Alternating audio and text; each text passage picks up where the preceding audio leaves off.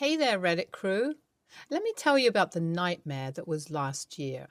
So, picture this. My sister, the one I grew up with and trusted, turned into a real opportunist. She saw a chance and took it, even if it meant dragging me down with her false testimony.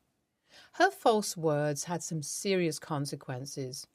I lost custody of my precious kids to my husband. It was bad, and I felt like my whole world had come crashing down. On top of that, I ended up getting arrested. Yeah, the whole situation was a mess, to say the least. What made it even worse was finding out that my ex-husband was behind this wicked plot. He must have promised my sister something, money, favors, who knows? It felt like a double betrayal, one from my sister and the other from him. And now she's back because life hasn't been what she hoped it to be. Let me give some background. My ex-husband was not just any regular guy. He was filthy rich and an expert at weaving lies. But guess what? He couldn't fool me forever. He acted like Mr. Perfect on the surface, but behind closed doors, he was a lying cheater. Can you imagine how it felt to discover his infidelity? My heart shattered into a million pieces, and the pain was unbearable. But it didn't stop there. When I confronted him about his cheating ways, he went full-on gaslight mode. Oh, the manipulation was out of this world. He tried to make me believe I was crazy for even thinking he'd do such a thing.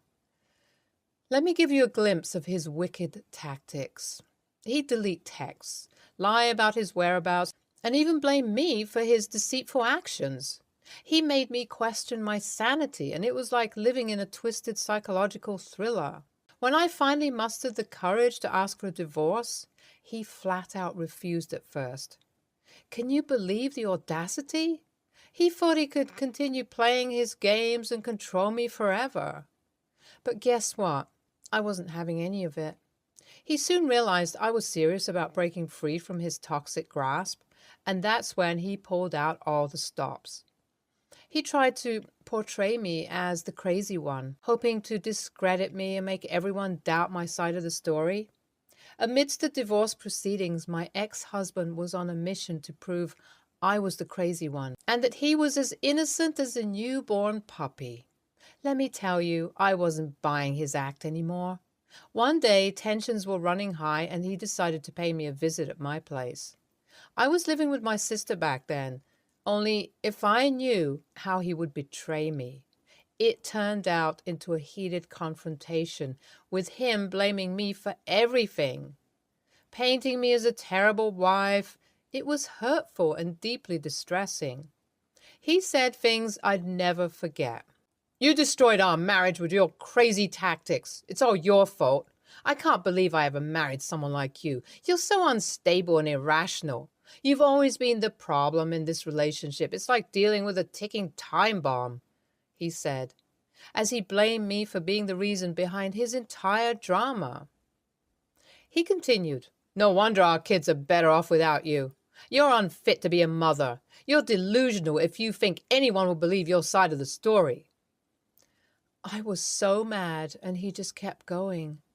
Everyone knows you're the crazy one. I've got the upper hand here. You're just a drama queen, trying to play the victim card. I had enough when he said, Throw another fit. That's all you're good at. Can't handle your emotions, huh? He was intentionally trying to make me feel like I was losing my mind, gaslighting me with every word. And yes, I admit, amid the argument, I made a mistake. In a moment of anger, I threw away a few bottles. So my sis was there, right in the thick of it all, witnessing the fiery confrontation between me and my ex. I was kind of hoping she'd have my back, you know? Like maybe she'd testify on my behalf and show the truth to the world. But no, that's not how it went down. Instead, she did a total of 180 and supported my ex-husband. She had the nerve to claim he was this super nice guy while making me out to be the villain. And to top it off, she threw in this wild tale that I tried to harm him by throwing those glass bottles. My ex played the victim card like a pro. He kept on with this whole I deserve custody because she's unstable shtick. It was like he had this whole script ready and my sis was reading straight from it. I was frustrated and hurt beyond words. I fought tooth and nail to prove my innocence, but it seemed like the odds were stacked against me. No matter how hard I tried, I couldn't catch a break. It felt like I was in this never-ending loop of injustice. As a result, I lost custody. I had always been there for them, and now they were being taken away from me. It was the worst kind of pain a parent could ever experience. Also, I got arrested for the whole bottle throwing incident. The authorities didn't take it lightly, and it landed me in a legal mess. I was charged with assault and reckless endangerment, which made my situation even more dire. The court found me guilty and sentenced me to 6 months in jail. 6 long months away from my kids, away from everything I held dear. It was like a nightmare come true, and I couldn't believe how my life had taken such a dark turn. I was stuck in this seemingly never-ending cycle of loss and pain. It was hard to see a way out, and I felt like the world was against me. Once I finally got out of that dark and suffocating place, I was drowning in a sea of depression. I felt lost, broken, and utterly defeated. In a desperate attempt to be a part of my kids' lives, I reached out to my ex-husband, begging him to consider joint custody or at least give me one day a week with them. But you know what? He turned a deaf ear to my pleas. It was like he was enjoying having all the power, leaving me with nothing but heartache. My depression worsened, and it felt like I was spiraling down a never-ending pit of despair. But luckily, I had a support system that stood by my side. My parents were my rock. They took me to therapy. Their love and support kept me going when I felt like giving up. On the other hand, my sister seemed to be living her best life, having a blast with her newfound wealth. It stung to see her living carefree while I was drowning in pain and sorrow. I couldn't help but wonder how she suddenly came into all that money. Deep down, I knew it was likely tied to her involvement in the whole mess with my ex-husband. Life seemed unfair, and I was struggling to find my footing again. But you know what they say, when you hit rock bottom, the only way to go is up. After what felt like forever in the dumps, I finally started to pick myself up. It wasn't easy, but hey, life's all about taking baby steps towards a brighter future. Slowly but surely, I saw a glimmer of hope shining through. Then bam, out of the blue, my sister shows up at my doorstep, all apologetic and wanting to make amends. I got to admit, it was tough to see her there knowing all the crap she'd put me through. Turns out my ex-husband, the master manipulator, had cut ties with her. Guess she was no longer useful in his twisted game. Karma's got a funny way of biting back, huh? So now my sister's in a real pickle, broke with no place to crash. You can't help but think, what goes around comes around. My parents, on the other hand, were like, nah, we ain't taking her back. Not after what she pulled on you, kiddo. But here's where I had an idea. I mean, what if there's a silver lining in all this mess? I decided to give her a shot at redemption, but with a condition. Spill the beans, girl. If she wanted to patch things up, she had to come clean for once in her life. No more lies, no more covering up for Mr. Cheater. It was time for her to spill the tea and tell the truth about everything that went down. Update 1. So I had this crazy idea to make amends with my sis, and I threw it out there. She wasn't too keen on the whole truth-spilling thing, but I knew how to work my magic. I told her, listen, sis, I'll talk to the folks and get them to give you your inheritance. You'll be set for life. No more broke days. Guess what? She couldn't resist that tempting offer. We have decided to head to court tomorrow. Fingers are crossed for some luck. Update 2.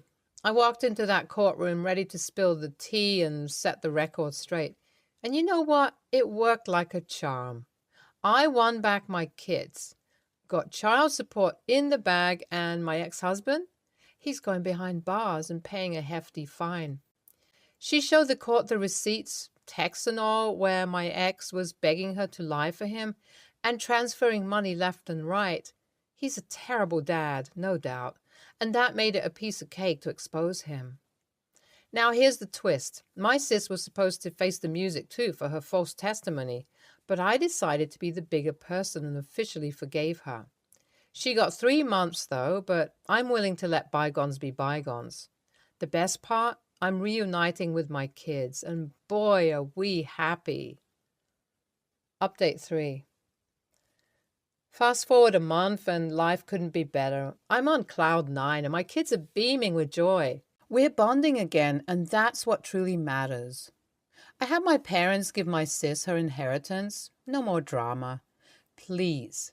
But let's be real, I know her like the back of my hand. She'll probably burn through that money like wildfire. But you know what? I'm done with all that drama, and if she runs out of cash, she's on her own. I'm living life to the fullest with my precious little ones. It's all about happy moments and making memories together.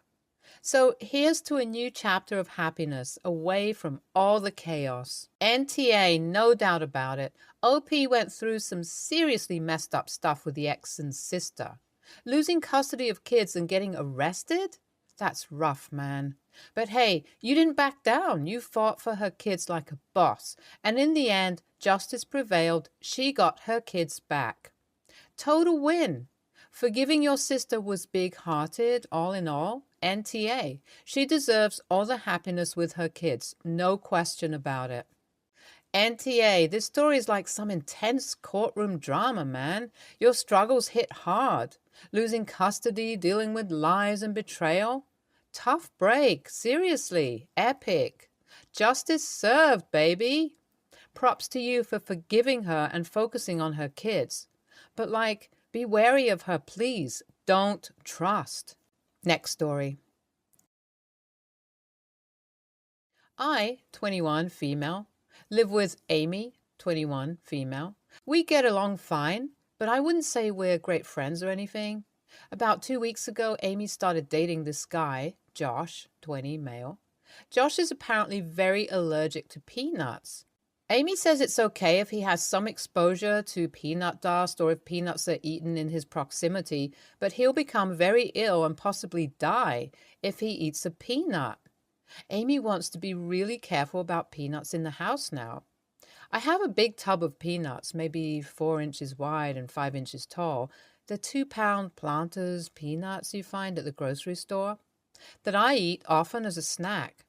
And Amy asked me to throw it away. I told her no. I'm happy to purchase a snack besides peanuts when I finish the tub. It's about half eaten. I'll probably finish it in about 2 months. I'm not married to peanuts or anything, but I'm not going to throw away perfectly good food. I was raised without enough food on the table sometimes, and I absolutely will not waste a bunch of food. I know it's not the biggest deal, but it's a principal thing for me. Now, if it was my roommate who was allergic to peanuts, I would definitely consider it. But my roommate's boyfriend of 2 weeks, who does not pay rent here, is not a valid reason for me to waste food. I always wipe down the counter after I eat anyway, so I will keep traces of peanuts away from Josh, even though he's okay to come into slight contact with it.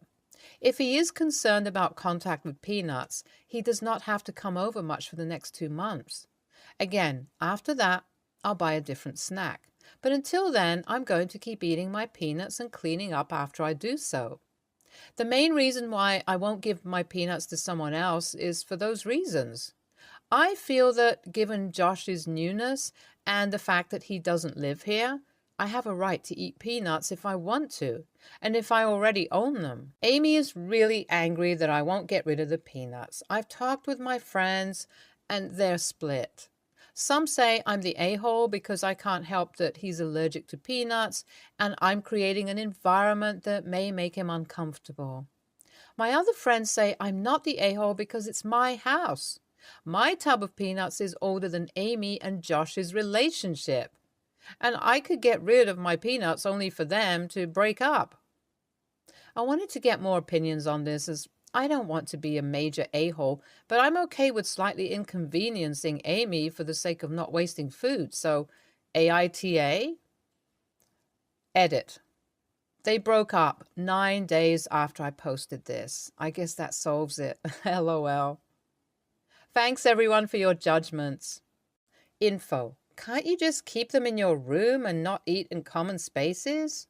Since he's not a resident and the relationship is so fresh, I'd say NTA. They've even admitted it isn't a serious issue unless he eats them. Should be fine. I have 2 teens with nut allergies that are similar. As long as they aren't eating them, they're okay. Your roommate is overreacting to this situation. NTA, I'm on the same level of allergic to Brazil nuts. Me handling them is dangerous because of the oil. Definitely not eating them.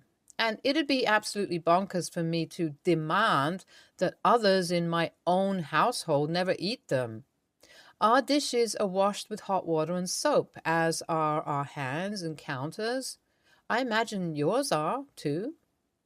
Unless Josh makes a habit of sucking random people's fingers, I think your roommate is being overly sensitive. NTA. Boyfriend of 2 weeks? Yeah, no, I wouldn't change my diet for my roommate's brand new beau either. You live there. He doesn't. He needs to be aware of the presence of peanuts. Does he expect his friends and extended family to give up peanuts too? Next story. I just job hopped and landed a job at a frankly ridiculous salary.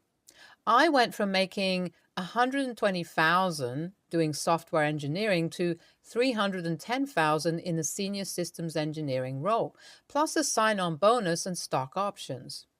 It's at a startup company that's high risk, high reward, so it's a gamble if the company will still exist in a few years, but for now, it's great. I decided I didn't want to change my lifestyle at all since the money's probably temporary. So I kept on spending like always and just put all the extra money into maxing out my retirement savings and paying down my house. I've also been in a relationship with my boyfriend Jason for about a year and a half. He makes 90,000, so he's doing really well himself. We're both in a low cost of living rural area and he's still making a lot more than average here. But after I got the new job, he started being really critical of how I spend or don't. Like, I wanted to build a sunroom gazebo for my house, so I went to the construction material recycling and reuse center to buy some lumber and some vintage windows to make it. Woodworking and DIY is genuinely a hobby of mine, but my boyfriend made fun of me for still going to the junkyard to build the gazebo even when I could afford to hire a contractor. But the bigger fight has been about a vacation. We'd planned to do a road trip in the summer, camping most of the way and staying in hotels a night or two a week to shower and stay near cities we visit. But after I got the new job, he wanted to stay in hotels every night. I was kind of stressed about that because I don't want to start spending like I'll always have this kind of cash flow and have that lifestyle creep since I know it might not last.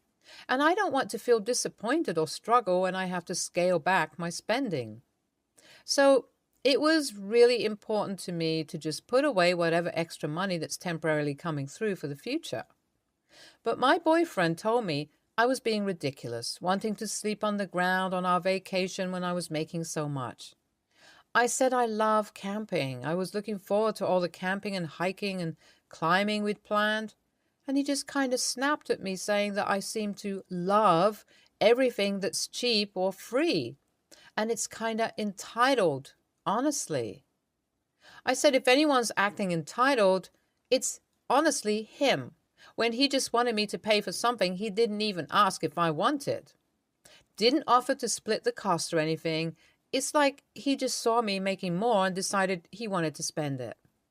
We had this big fight where he said I was all me, only caring about my house and my retirement and how I'd spend thousands a month paying my mortgage faster than I needed to, but wouldn't even do the minimum to make our vacation nice.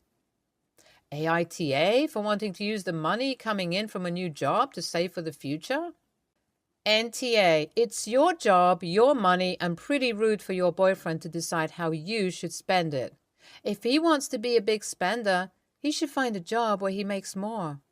You aren't all me, because you are literally looking forward to a trip where you'd be spending a lot of close time with him. For you, it's about the simple things. For him, it's about money, your money. I'm a big advocate of enjoying life now because we never know when we won't get another tomorrow. But it sounds like you are enjoying your life without needing to throw around tons of money and be wasteful. So good on you. You and your partner have such different values and interests. Wouldn't you prefer to be with someone who would help you build your junkyard gazebo? Or at least cheer you on while you did it? And be happy taking a road trip camping holiday with you? Is he that guy? NTA. Next story. My dad is estranged from most of his family because when I was 7, he and my mom took in mom's nephew, who is now my brother and their son. My parents had me and my 2 sisters. My brother was an only kid, and his mother was a piece of shit who treated him terribly. My brother is white, dad is black, mom is white, and my sisters and I are dark-skinned. But we are biracial, obviously. For some reason, dad's family didn't want him to take in a white boy, and they became estranged over time. We didn't see them for years, but recently an aunt contacted me and my sisters saying my grandparents wanted to see us because they are in bad health and stuff. Dad said no to seeing them, but my brother encouraged us to go. It became clear very early on that nobody in the family had changed their minds on our brother. They actually corrected us when we called him that the first day. So I started to make a point of saying brother instead of his name, and I made sure that everyone knew that he's the most like Dad out of all of us kids. Because it's true, he is. The girls and I take after Mom, but my brother and Dad, outside of skin color, are like personality twins, and even how they carry themselves is uncanny. I knew it bothered my dad's family, specifically the grandparents, and after a few once-a-week visits, the family called me out for bringing that up around sick old people. I told them they should be glad I came back at all because they already disrespected our family. They say I'm acting like a kid and not a 26-year-old man. I told them they acted like kids hating a 7-year-old who needed a family and got one in us. My sisters and I decided after the arguing to just not go back. My brother said he doesn't want to be the reason, but we assured him it's about them, not him. That we're family and nobody gets to deny that or make us feel bad about it. Some more contact was made, my extended family who said I should apologize before it's too late, and they blamed me and how I acted for the grandparents getting worse. AITA? NTA, they wanted to be in your life. They respect your life. That includes your brother. It's not easy to stand up against family, especially when they're all telling you that you're wrong, but you've done the right thing. I used to work with a lot of kids who are in or have been taken out of nasty homes. Even children who are lucky enough to be taken in by other family members who love them unconditionally can grow up with that feeling that they don't really belong or fear of being rejected. Often they don't even realize it until something goes wrong. NTA, racism against anyone who is white is not unheard of or even a new thing. It is just sad that racism of any kind exists at all. As for how you treated your elderly relatives, you are correct in knowing that they were the ones who were unreasonable to a child. If they did not know better as adults then, they should have at least learned by now. If not, that is not your fault. It is theirs. To top that off, other relatives are trying to bully you and your family because you keep speaking the truth. That is absolutely messed up on their part. Stay tuned for more stories from our